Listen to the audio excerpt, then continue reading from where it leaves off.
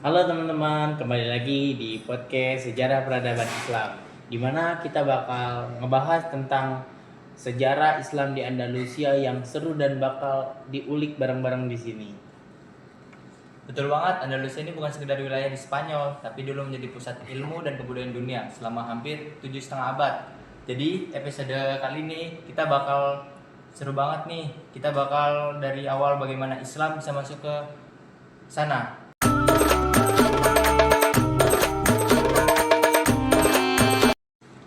Pertama-tama perjalanan Islam ke Andalusia dimulai pada tahun 711 Masehi.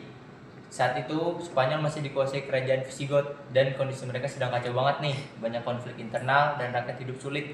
Jadi saat pasukan muslim datang, masyarakat lokal justru sangat menyambut. Yang paling dikenal adalah Torik bin Ziyad, salah satu tokohnya. Dengan sekitar 7.000 pasukan, ia menyeberangi Selat Gibraltar yang sekarang namanya dari Jabal Farik. Di sanalah muncullah kisah legendaris pembakaran kapal sebagai simbol mereka tak akan mundur di sana. Setelah berhasil mengalahkan Raja Rodrik, kota-kota besar seperti Cordova, Granada, dan Toledo jatuh. Musa bin Nusayr kemudian datang memperluas penaklukan. Dari sinilah fondasi kejayaan Andalusia terbentuk. Kekuatan Islam di Andalusia berlangsung panjang sekitar 7,5 abad. Dalam sejarahnya, ada 6 periode besar yang menandai naik turunnya kekuasaannya mereka. Periode pertama tahun 711 sampai 755 masih dipimpin oleh wali dari Bani Umayyah, tapi karena banyak konflik antara suku Arab dan Barbar, stabilitas belum tercapai. Masuk ke periode kedua 755 sampai 912 Masehi, datang tokoh penting yaitu Abdurrahman ad-Dakhil. Dia mendirikan pemerintahan baru yang mandiri dari Abbasiyah. Di masanya Andalusia mulai stabil, Masjid Cordova dibangun, dan perkembangan politik serta ekonomi meningkat. Lanjut ke periode ketiga, masa paling gemilang dipimpin Abdurrahman III dan Al-Hakam II. Di masa ini, Cordova jadi pusat ilmu pengetahuan terbesar di dunia barat, perpustakaan dengan ratusan ribu buku, universitas megah, dan kota yang penerangannya jauh lebih maju dibanding kota Eropa lain. Tapi setelah Hisham II naik, saat masih 11 tahun, kekuasaan melemah, kacauan politik muncul, dan akhirnya Andalusia terpecah menjadi kerajaan kecil yang disebut Muluk al-Tawaif. Periode keempat dan kelima ditandai dengan masuknya dua dinasti dari Afrika Utara, Murabitun dan Mudahidun, karena sempat menguatkan Andalusia, tapi kota-kota penting seperti Toledo dan Sevilla akhirnya jatuh ke tangan penguasa Kristen. Dan periode terakhir, masa dinasti Ahmad di Granada, benteng terakhir Islam. Disinilah berdiri istana Alhambra. Sayangnya konflik internal membuat posisi mereka makin lemah sampai akhirnya Granada jatuh pada tahun 1492 kepada Ferdinand dan Isabella. Berkuasa, Andalusia berkembang pesat di banyak bidang. Contohnya di bidang arsitektur, kota Cordova punya ratusan masjid, ratusan pemandian umum, dan sistem saluran air sepanjang puluhan kilometer.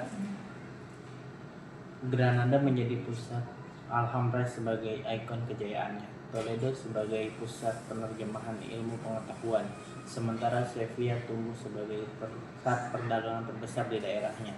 Di bidang ekonomi, mereka punya sistem pertanian yang maju, irigasi modern, perdagangan internasional, dan pengelolaan negara yang rapi.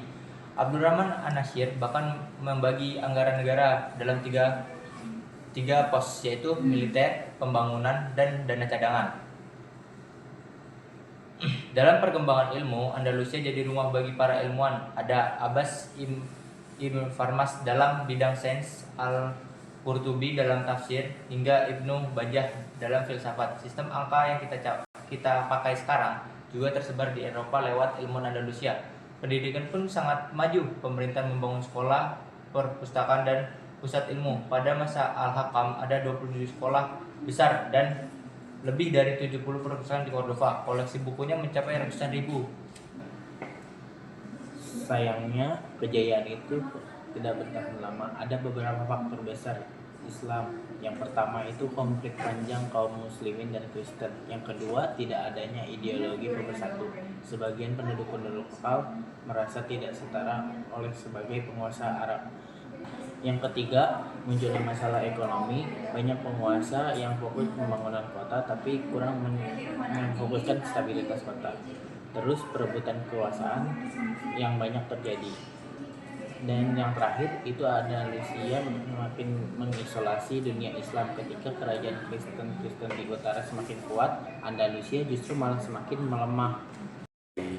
Dari cerita panjang ini, kita bisa lihat bahwa Andalusia bukan hanya kisah kejayaan Islam, tapi juga tentang pentingnya persatuan, keadilan, dan ketidakstabilan politik. Betul banget, di sini kita banyak mengambil pelajaran-pelajaran yang berharga buat kita semua. Terus kita sudah di penghujung acara. Terima kasih yang sudah menonton. Assalamualaikum warahmatullahi wabarakatuh. Sampai ketemu di episode selanjutnya.